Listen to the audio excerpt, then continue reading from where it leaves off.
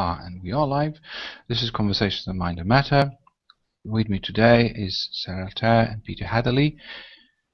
We'll hope we will be joined by Teodora Petkova, management victim Kristin Drysdale, but that remains to be seen due to the digital contingencies of the Googleverse. David Amerland would have joined if it wouldn't have been so crazy busy, but we'll save him a seat for next send. And me, John Kellden, and I'm running a thing called Conversation Community, hence the name Conversations of Mind and Matter. This particular send is called Next Steps. Next Steps I see as 4, to just sort of give away the whole plot before, and then we can just have idle chit-chat afterwards. So it's kind of reflexivity, resilience, reach, and resonance as the boundary conditions of our next steps. Right? I'm kind of figuring a kind of a game board 2x2, and those are the boundaries. Now through that, those actual steps through traversing the quadrants, doing graph traversal, getting from A to B in a network or whatnot, we listen, learn, lead, and live. Not always in that order. I mean, it's a slightly more fun way to do live, listen, learn, and lead, but that can sometimes evoke School of Hard Knocks. So I try to do listen to start with, even though I'm really crap at listening. So that's kind of what I'm kind of trying, learning. And I mean, listening leads to good learning. Social learning leads to something we haven't really figured out yet, which is why these, I mean, the core reason why these sends kind of conceptual and contextual intelligence towards reframing some kind of digital leadership, digital literacy. And that leads us hopefully to something better, making a difference in terms of improved livelihood. Right? So listen, learn, lead, live. I almost said live, but that's also kind of a fun mispronunciation, right? Anyway, that's basically one of the takeaways. Hopefully there will be more. And Sarah, have you been sort of, you've done your morning coffee, so you're ready to go? I'm consuming as we I mean, we did a wonderful send last time, Sarah, and you touched upon some really important things. And I know that you are always keen to do outlining next steps that are helpful for the audience, for the viewers, for the others who we can't see in the camera, right? That's correct. That's absolutely correct. Yes, and you know, because however much we theorize, if we're not putting it into action and we're not showing what the action steps might be, it's theory. That's it.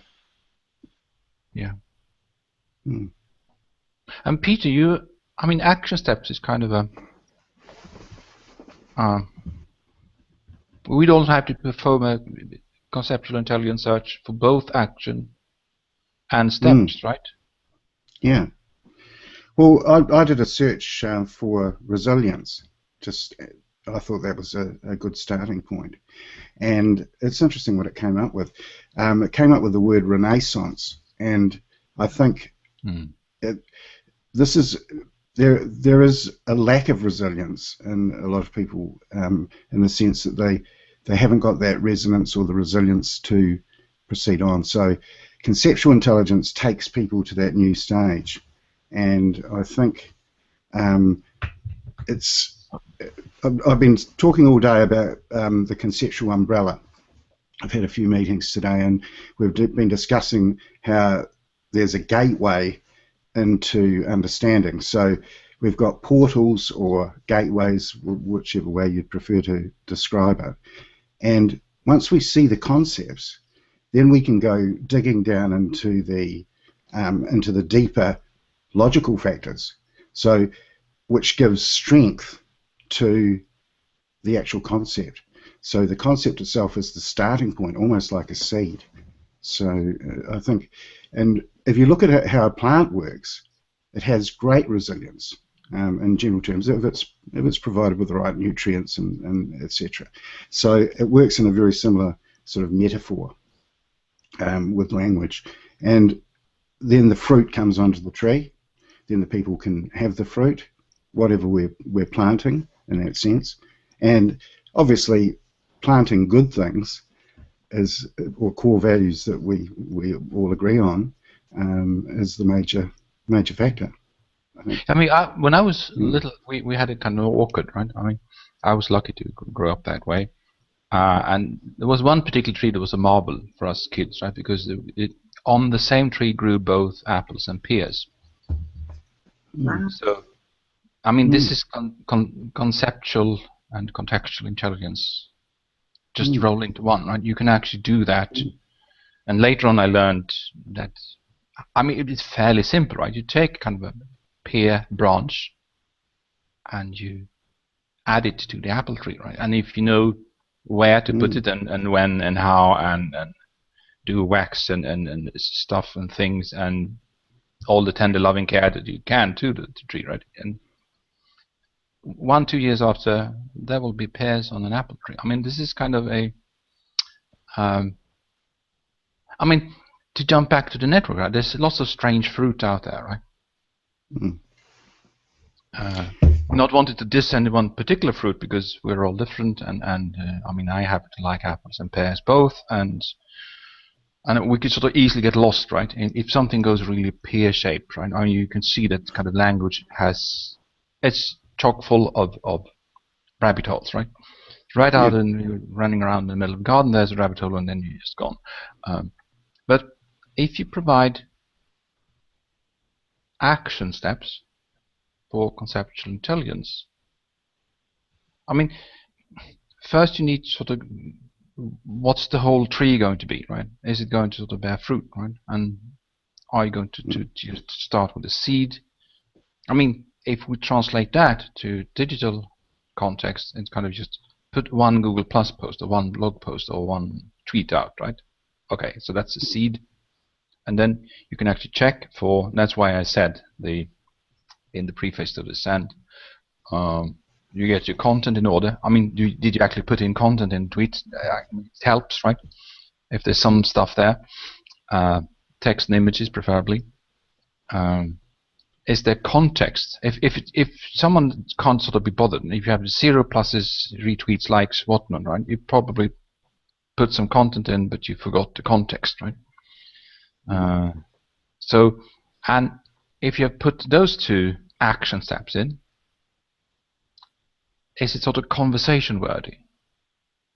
So people can actually see that yes, there's context, yes, there's content, sort of yeah, but do they care, right? So the action step that I think is crucial is to have shareable concepts that resonate, right? I mean, you could sort of go the kind of the easy way to say, wasn't Hitler really a bad guy, right? I mean, I couldn't help it. I had to invoke Goodwin's law already, right? So you can just preempt that, right? And chances are you could sort of get some agreement, right? And yeah, he was, right? He killed lots of Jews and stuff, started wars and whatnot. Yeah, sure. But it's kind of not the thing, right? It's just kind of almost kind of conversation bait, right? And this is surprisingly common, where someone is kind of rah about this that is kind of fairly safe to go rah about, because everyone could sort of fairly short order agree that this is a rah worthy topic, right?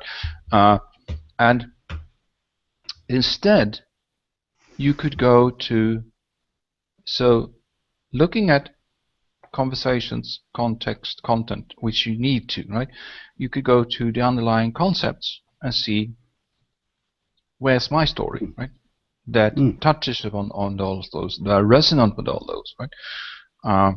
And any which feedback you get, response, I mean, eventually, hopefully, optimally, kind of renaissance, obviously, right?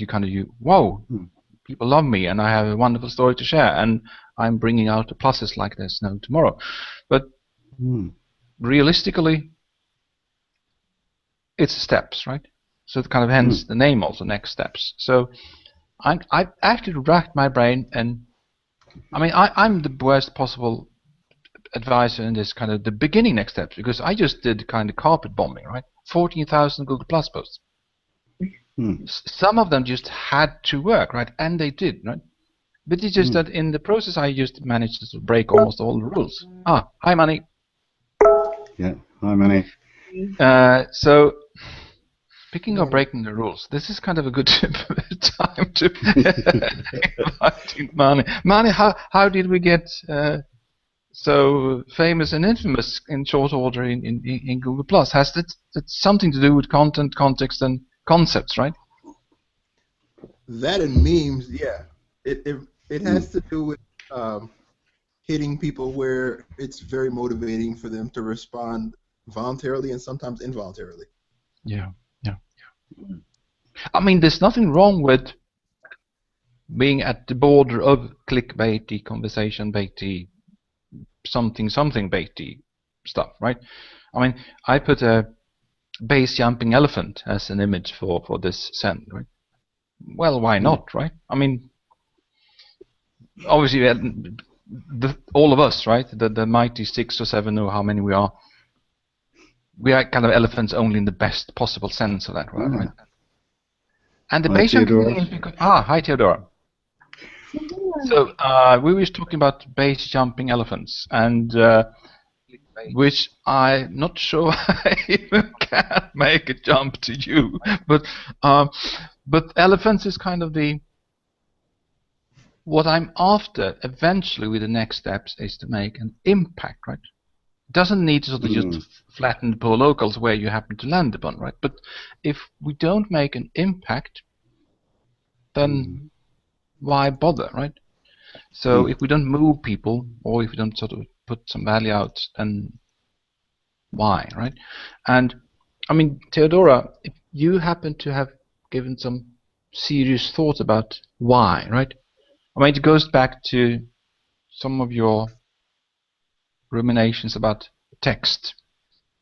There's actually quite a lot of things that goes on in a text. I mean, text is kind of me waffling on here is also text, right? So kind of not just written, right?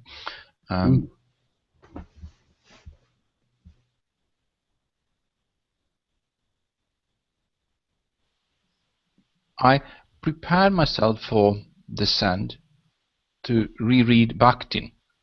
Now, Bakhtin is one of those things that you probably never should bring out in a Google Hangout, right? But I just did, so there. There's a couple of things it says that are quite interesting concepts, right? One is heteroglossia, and the other is polyvocality. Now, polyvocality is kind of, as soon as you get 2 words in, which is not easy when I'm around, there's almost bound to be different takes on seemingly things that we are agreed on, right?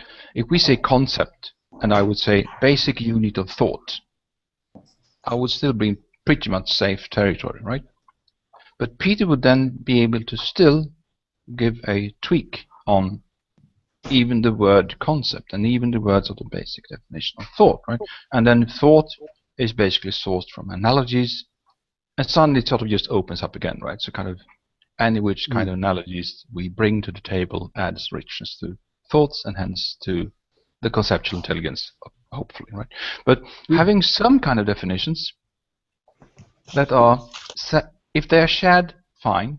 If they're shareable, double plus good, right? Because if they're both shared and shareable, you can put them in a search engine, right? In a database. I mean, I prefer databases that are kind of implemented instantiated in wetware, full human physical body, because then I can just sort of chat them up and say, hi, how are you? How's things, right? And then they surprisingly tell me lots of stuff that turns out to be really valuable. But that's me, right? I mean, I'm weird that way. I sort of perform database queries on actual human beings. So, but the polyvocality means for me that, I mean, I can give you just one example, a simple one. I mean, I'm actually Swedish, right? So there's the polyvocality already, right? It doesn't really appear that I am, but if you would be kind of skilled in learning and listening to sounds, you could sort of hear a touch on sort of Swedish melody or whatnot, right? My Englishness. So, and you could probably hear Peter that he harkens back from somewhere in Australia. And Teodora's English is wonderful, and she could switch into her first language as well. So but also in between us, given our different histories, backgrounds, expertise, experiences, there's also polyvocality, right? So there's just in between the five of us, there's possibly a couple of hundreds, 1,000 different dialects already, right? There's a small miracle we can perform these things, and there's any coherence out of them, right? So why do I say that? Well, because polyvocality is a very strong, resilient, yet inclusive and open context for these sense, right? For the whatever inside stories we share. And I think I've said more than well enough for almost the hour, right? So let's see. Teodora hasn't hogged the mic for almost no seconds at all, right? So Teodora, feel free to just riff further on. I was listening and thinking about thoughts and language and them being devoid of love and life. If these databases are something, they need to be really connected to living organisms and not to stay dry of confusion, polyvalent. I'm not sure about the word. It's a word from chemistry when an element can connect with many other elements. What's the word? Polyvalence. Polyvalence. Yeah. So I have a small issue with databases and with their need to define things rigidly. Yeah. This is the first thing. Oh, I mean, sorry. Actually, Google in its infinite wisdom are actually sort of trying to explore through Google Now, which is actually a very tangible, actionable next action steps for lots of us, I think. Basically sign up for Google Now and explore what a card is. But from where I sit, what Google are not particularly good at is kind of exploring sort of the fuzzy sets, the fuzzy boundaries. Like, so this is where your polyvalence comes in. I mean, polyvalence is kind of short explanation for the viewers, listeners.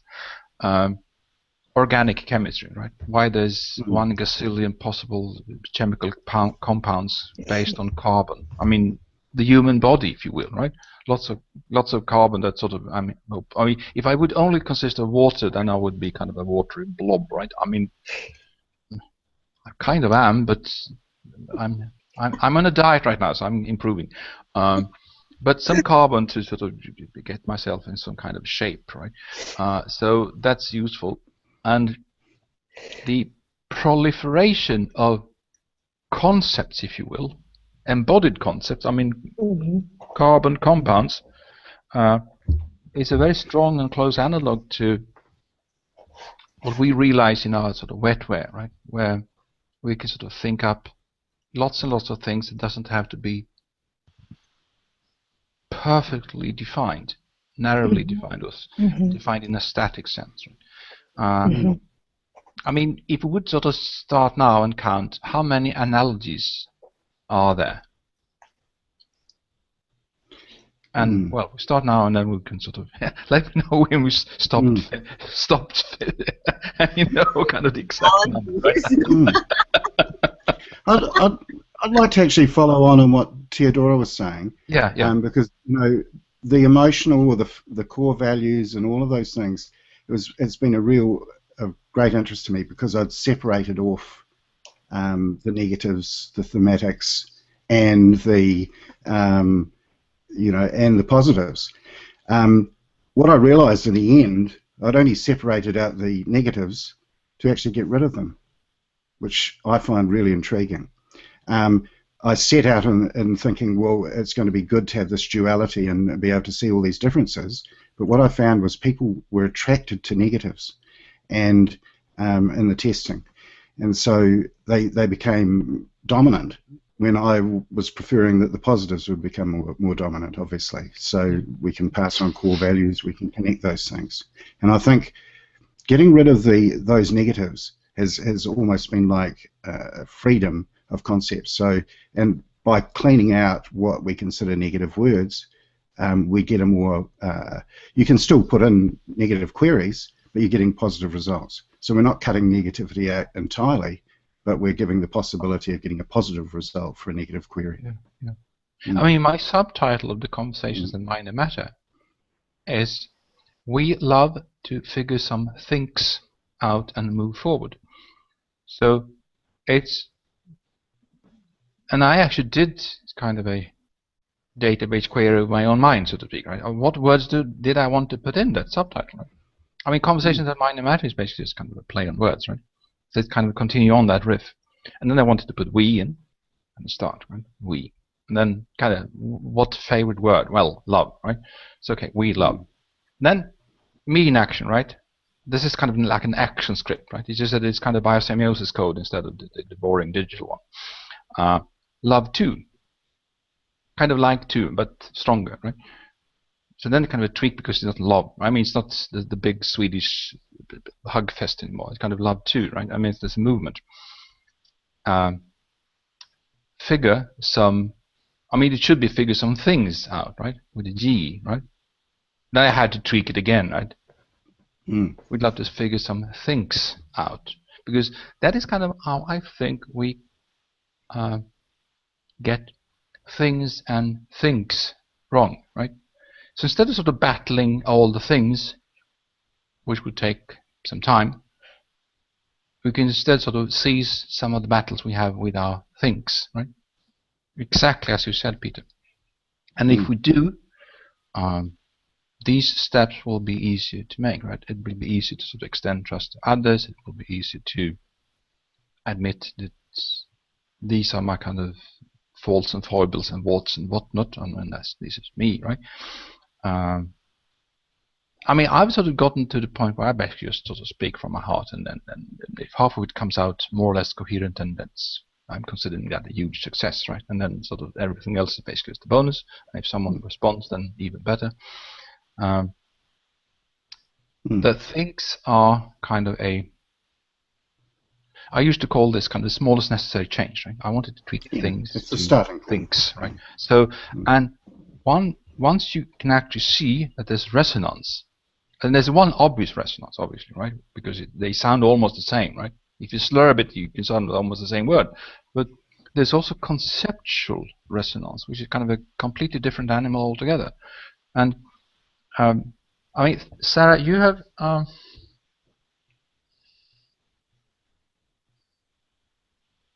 what I found the best with you, one of the best things, I mean, besides you being kind of clever, is that you're very perceptive, right? So whenever you have conversations with others, you notice things, right? So, because it's not only about next steps. I think when you're having conversations with others, the conversation flows when you're open to what the other person or the other people are saying. Like just a minute ago, Teodora said, "I'm listening." I mean, that is part of the conversation. It's taking it in, and It came up with when he responds in 5 words, and the whole concept is distilled. It's just miraculous. But that conversation, I just love what you just said about thinking, about thinks and things, because it is those little thought seeds that spark the conversation and get things going. And it isn't always that. One thing about conversation is that it isn't always logical. Concepts leap around, and the connections that happen in each person's head that resonate are going to be different than the connections that happen in another person's head. And so then in the conversation, that's when those things mix up. That's what I like about conversation. Yeah. Is someone drops one of those little thought seeds in, and everything kind of takes a new aspect, and maybe you go down another path. You're all meeting in the meadow, and then, oh look, there's that path over there. Let's go over there and see what's happening. And that conversation flows. Yeah. I mean, I've always been very, very amazed with that conversations even are possible, right? I mean, they shouldn't be. I mean, conversations have been research done. Kind of at the core, it's a kind of a set of nested, complex, responsive processes, right? Which is hugely complex. Possibly one of the most I mean, save from throwing ourselves from a high cliff and learning to fly on our way down. It's kind of nothing is more complex than conversation. Because it's kind of what we do, right? We kind of just throw ourselves in there, and suddenly, hey, an apple tree in an orchard, and let's go there. And hold on, where did that come from? Right? It just appeared, right? And we just we just imagine it that there is one of those. And I can refer, and then it's sort of me kind of being who I am. I had to put the pear fruit on the apple tree and so on, right? So you can sort of graft. But what's amazing branches, about that concept is the idea of grafting, because when you take a branch and you graft it, and you make specific cuts on both sides. You make a specific cut on the tree and a specific cut on the branch that you're grafting, so they really fit together. It's like it's tree joinery, and then as time goes by, those two parts come together, and they come together in healing because it's a wound on both sides. Yeah. So that, and then what results is apples here and pears there, and that's I love that image for conversation, because that's how conversations happen, and somebody says something and someone doesn't understand. Oops, there's the wound, and then you kind of work it, and the conversation continues, and new concepts come out. Yeah, I mean, you can follow it all the way down to the roots, right? Which is kind of good with conceptual intelligence, because you can actually see that the phrase right action can be traced all the way down to Sanskrit with rta, right? Which is kind of, I mean, then you need to quickly sort of dodge that particular thing, because this is not going to be kind of a lecture about Sanskrit, right? Kind of heavens. So, but now and then it needs to go back to where does it come from? Is it all sort of dead Latin, Sanskrit, Greek, whatnot? I mean, most of it are in terms of words and languages, but then you can sort of go the other way, closer to flowers and fruit, right? So once there's a strong foundation, which is kind of me being happy with being me, sort of, and there's a trunk, some kind of central concepts, right, which sort of defines my identity, my social identity, and hopefully sort of an evolving identity. I'm growing old and wise. At least that's the plan. And then some further branches out there. There's some flowers and leaves and fruit, right? And you won't get flowers and fruit without some kind of flowers and bees and stuff, right? So your ideas need to go out there and have sort of sex with the sort of the general surrounding, right? Somehow, right? So I'm not advocating that sort of all our ideas should have sex, right? Because some of my ideas are probably a bit private, and they should sort of be kept to the side, right? So not any which kind of bumblebee should sort of get close to that one. But some of them, I mean, I can sort of give you one, right? I mean, in a network, the best place to store knowledge is in other people.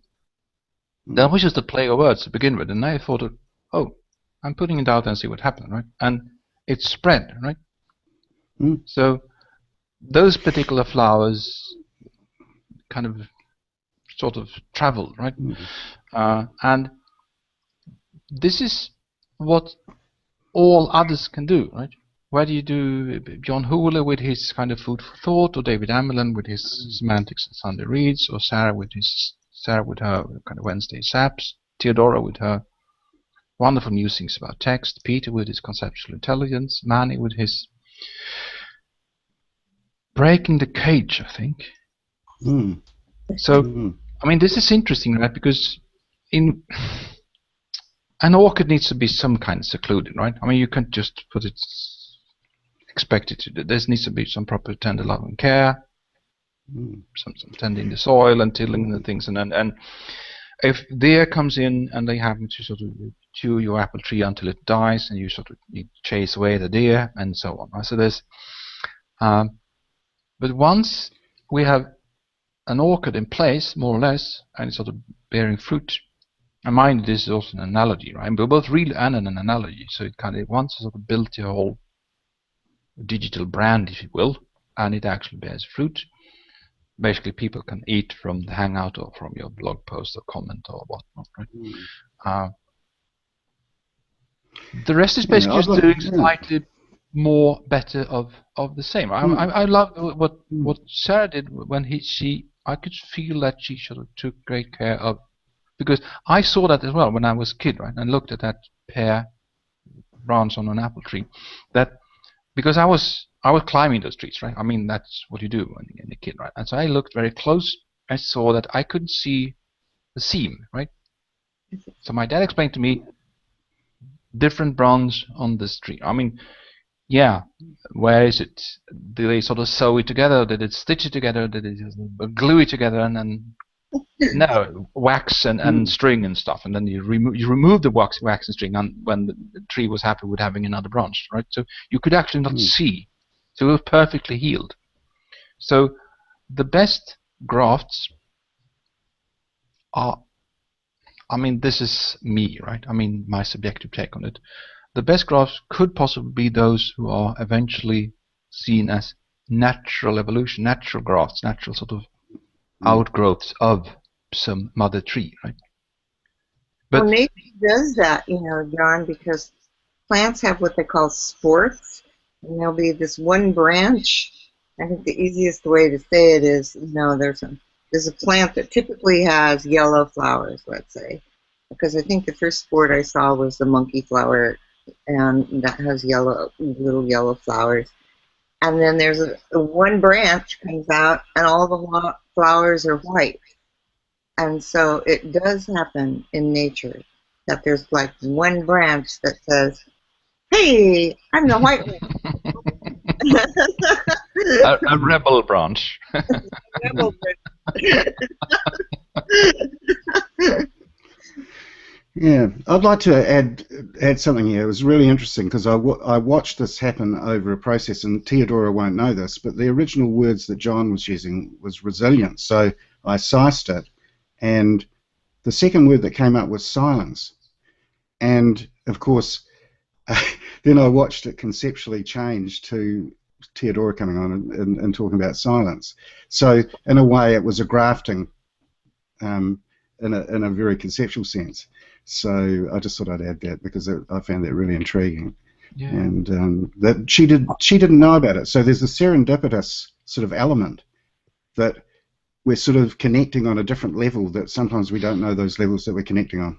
Yeah, I mean, if I can sort of give a solid action script, solid action step to all viewers, is that if you're absolutely clueless kind of what next blog post you should put out there, right, whether it's Google Plus or Facebook or Twitter or wherever, go to someone else's blog post, right? Could be anywhere, right? Heavens forbid it could be outside Google Plus even, and just read it, right? But read the whole thing, the whole blog post, and try to suss out the intention. Whatever befell that poor person to sort of put such huge amount of tender loving care into crafting that in the first place and overcoming the shyness, inertia, criticism, whatnot, and putting it out there, right, in front of possibly millions of people. Someone did actually bloody care, right? So to put that out there, and then if they did, and let's choose one with at least 20, 30, 40, 50 comments, right? Something that sort of sprouts and grows legs, right? It attracts the bees, right, to the flowers, and then it really doesn't matter. I mean, some of the bumblebees are more bumblebees than other bumblebees, right? And so and you can see that in the comment threads. That they kind of just splosh all over the place, and suddenly everyone is like, "Whoa, where did that cow come from?" Right? And some sting, right? Because that's kind of a bumblebee, right? They have a stinger, right? Or so I'm told. But if you do that, I can almost guarantee that the next time you're going to put out something for yourself, part of that was going to help you, inform you, kind of to catalyze something. And my personal experience is that I need to sort of let it percolate for 1 or 2 days, right? But that's not too long, right? I mean, you won't time to grow old and die, right? Because it's just 1 or 2 days, and then you should sort of do your own thing, right? Or think, as I just sort of tweaked it, right? And I usually, and I can, this is another kind of takeaway, right? I usually do my best blog post drafts first thing in the morning. Actually, no, first thing in the morning, but after the first cup of coffee, right? So, because right before I'm kind of like a zombie, right? From bed to the coffee machine, first cup of coffee, and then I'm kind of suddenly come alive, right? And then I craft the blog post. And if all goes well and I've done those previous steps, right? I actually care about what I'm writing. Then it's basically just have your imagination and its hooks sort of grip you in the forehead until sort of drops of blood, right? And those you craft into nourishment for those words, right? So if there's blood as a soil for those words, there's always responses, right? So this sounded a bit too more gory than it actually is. I mean, it's kind of not actual blood, right? I mean, I'm not joining kind of a flagellant sect here, right? I mean, it's kind of, but the effort is very real, right? I mean, there's some amount of pain, whether it's only to overcome the shyness and the frustration and the resistance, right, to kind of getting your words out there. I mean, there's lots of things. I mean, if anything I can say to people is that it gets better, right? I mean, the first 1,000 blog posts I did, they were cringeworthy, you wouldn't believe, right? Or you might actually believe that they were, right? If you've done a few of yourself. But then it gets better, right? The editor just packs up and go home, and you just start cranking out stuff, and some of it actually sort of creates responses, and from there on it's basically just rinse and repeat, right? Do slightly less of this kind of this suckage and do slightly more of the other stuff, right? So I'm not sure what am I going to need to explain suckage? No, that's fairly commonly understood, right? I mean, it's not so that it's actually bad, right? But for some reason, it's read as suckage. I mean, kind of landfill, right? Some waste of everyone's attention, right? But you can't know that before, right? I read a couple of weeks ago about a guy who wanted to start a blog, and he had prepared for a year, and he had lined up all kinds of hundreds of blog posts in draft format, and he actually hadn't published any one of them, right? This is more common than we actually would think. That people have sort of poems in the cupboard and lining up 100 and more draft blog posts in WordPress, and they, for some reason, can't press publish, right? So, well, there's a kind of conceptual conundrum, right? Where It's taking off the cap of the conceptual thing, the conceptual memory that people have got. It's actually activating that, because everybody's conceptual memory is different, and it will be different on different topics. So once we actually engage people and bring out their concepts or their memory of what this particular subject's about. That's why I see concepts as better than words, because they're more intangible in some respects, and once we can tap into that, people can actually get far better. You get far more engaging conversation, far more detail from people, and far more interest. I think that conceptual memory is really one of the secrets to this whole thing, because it's so accessible, and it's long-term memory, and it can be easily accessed. Yeah. And so I saw a lovely image once about a guy sitting inside a birdcage. I mean, that's an image already, right? How did that guy get into the birdcage in the first place? And isn't that a really huge birdcage? Well, it has to be, right? Or it's a very small man, right? Could be either. But he's kind of shaking the birdcage bars, right? And it's obvious that if you're inside the birdcage, and we could sort of think it's kind of a fun image, but that guy sitting inside is not actually fun, right? Somehow, right? Status, position, inner voice, inner editor, dad's voice saying thou shalt not, or whatever it is, combinations, right? But in this image, what made me remember it is that although the guy inside the cage doesn't see it, but if you kind of just look at another part of it, the door to the birdcage is open. Mm. Yeah, I had a neighbour who actually said this interesting thing to me, and it just, again, conceptual memory, it sparked it off. He's got a beautiful tree that runs right outside his kitchen window, and you see the birds come in and they just nest there, and it really is quite a nice spot. And he was saying to me one day, he said, we're the ones that are in the cage, the birds are free. And so we were inside a house, and in a way, for some people, a house is a cage. They can't get out of it, and they're housebound. So, there is that's a really interesting metaphor, that one, about a cage. Yeah, I mean, you could instead of a bird cage, I mean,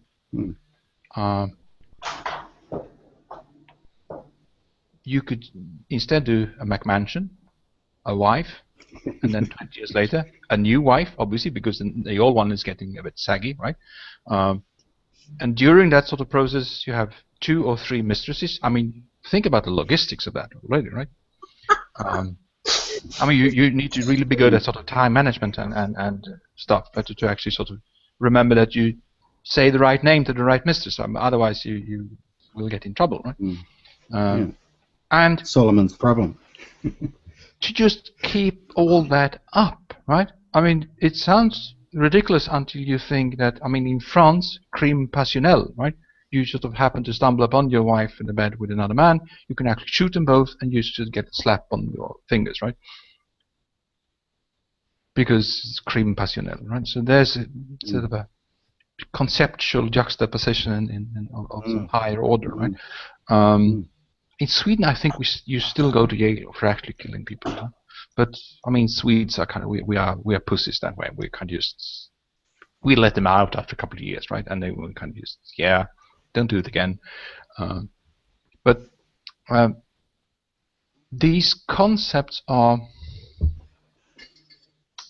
Someone took the trouble for a couple of 1,000 years to put kind of the societies in place, right? We're putting institutions in place, and we can sort of obviously kind of find all kinds of faults with those societies and institutions, but if we harken back to Hobbes, which kind of was a real kind of curmudgeonly bastard, right? I mean, and an English philosopher to boot. He basically said life is nasty, brutish, and short, right? Now, he's actually right? It's just that he just tried to think away culture and society and all the good things in life, right? And if you do, then that is true, right? But let's say we can sort of go one better than Hobbes, right? And then even the cage is meaningful for the guy who sits inside it, right? So, because I've sort of sinned more than most here, right? I just go up to those men. I actually have it as a day job to actually have CEOs who are trapped inside their own sort of golden, gilded cages, right? And I have them switch from communication, basically tell everyone else to shut up and kind of do as they say. I mean, some of that has rubbed off on me, obviously. and I try to switch them from communication to conversation, right? To treat at least the fellow executive team as if they were human, right? And then increase productivity and trust and lots of good things, right? But lately I've come to realize I'm just switching from bronze to silver to gold cage, right? I'm just kind of having here's an upgrade for you, sir. Because swap the cage. Yeah, I mean it's a good business model, right? Yeah, I'm going to sell you this one first, and then you can use this. Cage. Here's a new one. Actually, the premium one, you actually get the key to your cage. You operate yourself, right? Whoa, fantastic. But what if we pull the kind of a conceptual IKEA, right? Here's a flat pack, right? And you get the kind of a hex key and all the other things and the kind of simple enough instructions to put your stuff together in the way you would want it to, right? So the trouble I have with that is that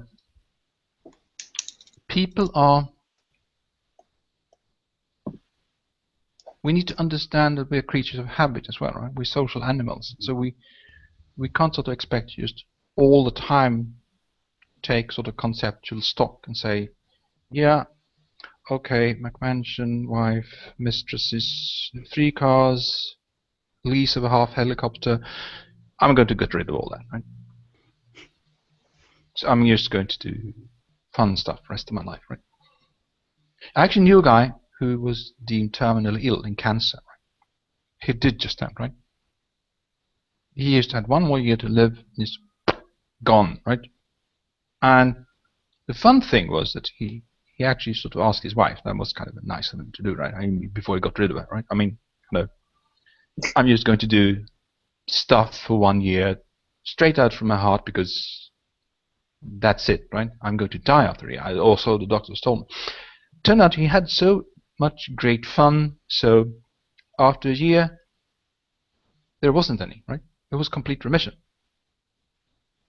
And then they did the second honeymoon, he and his wife, right? So they kind of fell in love right back in with each other, right? But that wouldn't have happened if she actually would have. I mean, obviously women are always much more wise than men, right? I mean, just kind of a fact of nature. So kind of, she said, yeah, take the year, right? I mean, she still loved him throughout that year. She gave him space to do basically fun things, right? He traveled and he did, well, all the kind of stupid things that men do, right? I mean, he did, right? So, but now it's kind of, it's interesting to talk with him because he now tries to get back in the cage, right? As if it would be, please consider me a normal human being, right? It's not because he's sort of been outside for too long, right? And I try to tell him, you're doing it slightly wrong, right? You're a bit off here. I mean, you're too happy, right? Don't. I mean, you can't be happy in Sweden. Goodness, right? You can't, right? Take a couple of downers, right? You will fit right in, right? So. It's not just Sweden. Thanks. Well,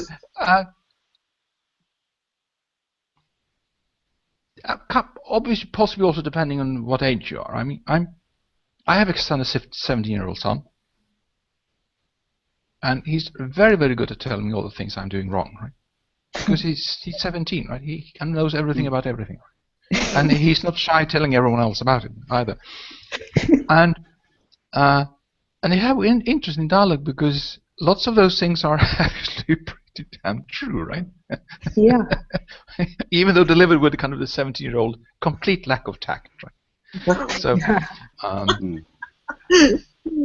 so parts of that, and this is kind of why I'm thankful I had my kind of mother, because my mother told me she told me lots of things. It's one thing in particular that's kind of bears relevance to this.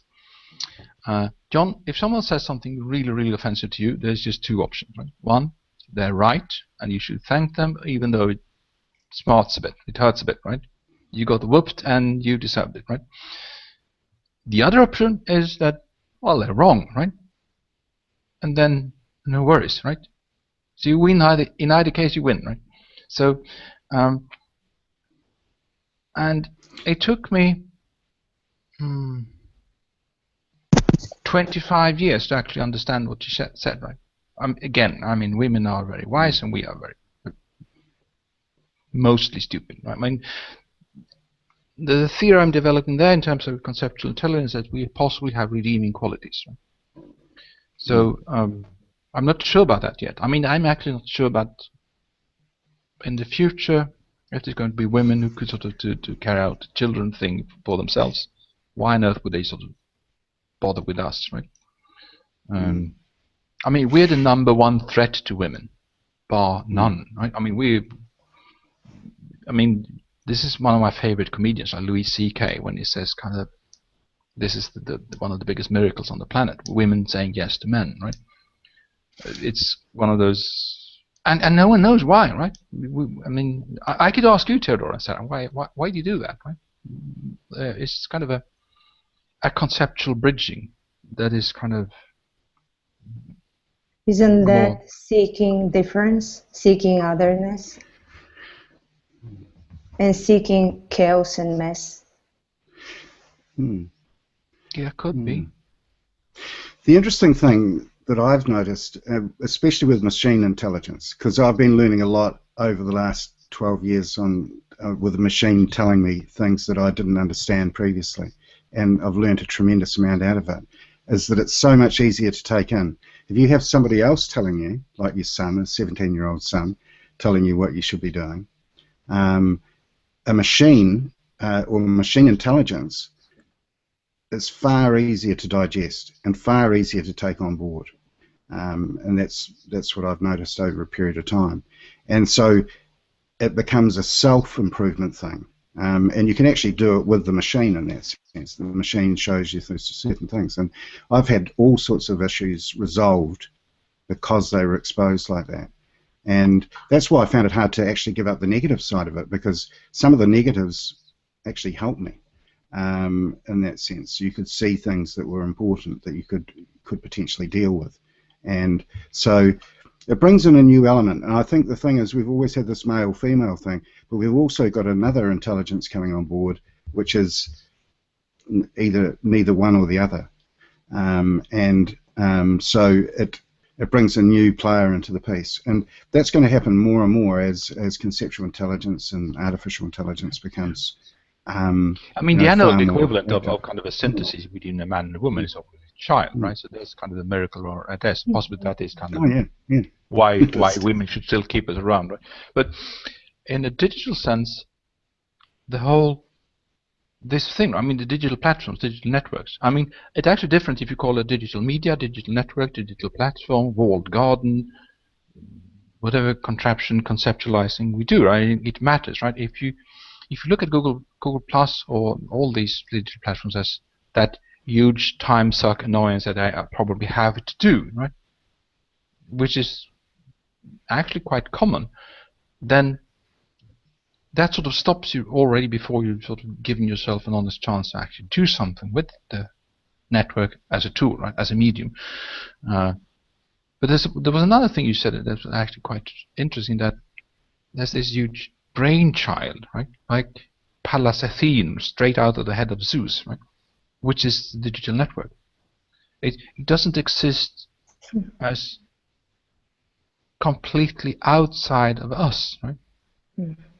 Someone sort of hammered out those ones and zeros and databases and servers and whatnot. I mean, if we remove all those intentions, then it wouldn't be, and we wouldn't sit here and having this conversation through these ones and zeros, right? So, I mean, this is obviously could be contested, right? People could say, but singularity and machines will craft machines, and soon there will be Autobots and blah blah blah. But no, right? It's augmented.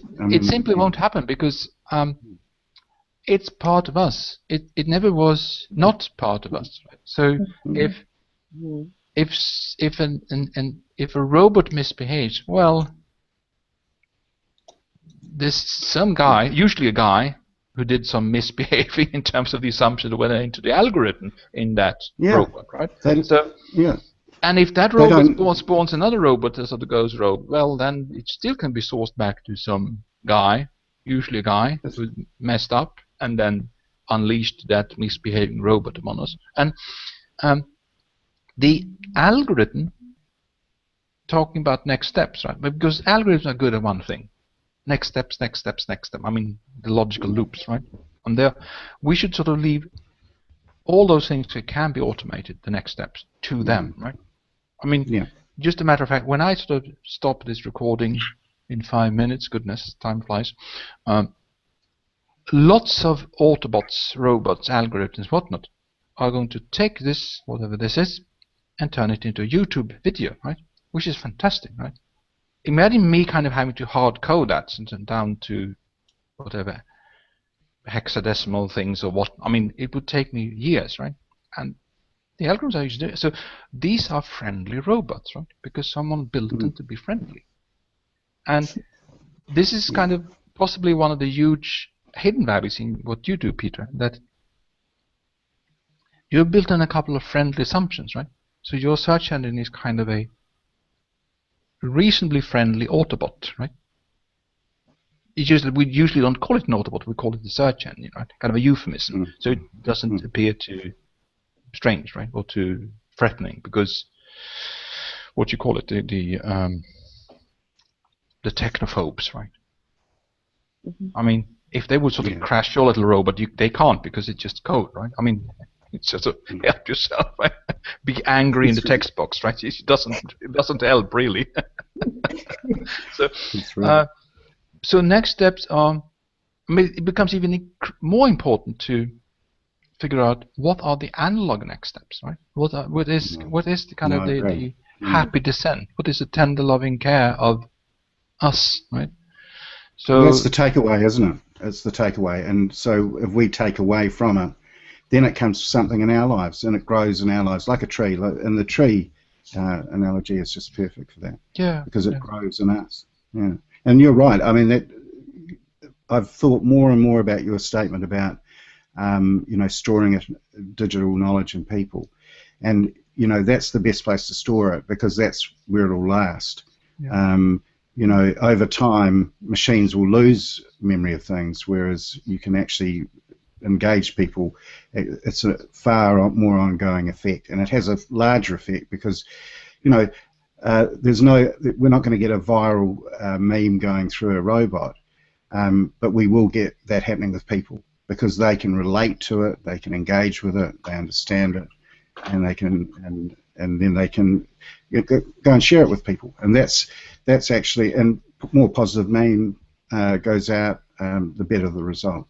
And also with tying that with Teodora's, with the kind of what you said, kind of both the listening thing, but also if you listen well enough, you can actually notice those sort of where these fuzzy sets overlap, right? Because if it's not fuzzy, it's going to be billiard balls, right? It's going to be just clashes. So, but with fuzzy boundaries, it's kind of, you can have much better chance of serendipities, of meetings, of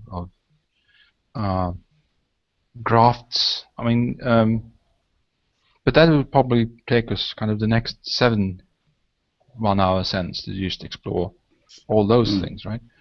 How do you perform tender loving grace in the context of tender loving machines? I mean, it's a huge topic. So, I mean, Teodora, Zara, famous last words in this send. I don't know. I'm just thinking about tender loving machines. I'm really practical right now. Well, I have my coffee machine, right? So that qualifies. Yes. It definitely qualifies. I would be lost like a little kitten without my coffee, right? So. I was thinking about alienation, about what you said, robots, people, or people, the boundary that makes them separated. It's built of non-talking to each other and non-having conversations. And when you were talking about conversation, it hit me that conversation comes from turn together. And then goes this meaning, concepts, and thoughts. They all need to be reiterated. That is experienced many times. Like your analogy with fruit. You eat every day. So you can't have a concept in your mind and not practice it and experience it with other people. Because I don't know why, but I think reality is togetherness. Yeah. Did you manage to follow what I wanted to say? Yeah, I mean that's the best closing note we can hope for, I think. So, and for those viewers, listeners, I'm possibly going to go into kind of summer doldrums, as is my Swedish want, but hopefully soon there's going to be continued sense. I mean, I would love to continue the craft thing, if nothing else. So the strategic outcome will come sometime in October, November, right? Where we will sort of give you the top 10 list of how to get to fame and fortune using conceptual intelligence, right? So and that was a conceptual hook, if anything, right? But signing off for now. Zara, Altair, Teodora, Petkova, Peter Hatherley, me, John Kellden, and St. Victor joined, although he had digital kerfuffles. David could make it. He will probably make it next time. And, well, this is a concept of a wave, right? or an actual wave, if I can just figure out how to do that. Yes, for now.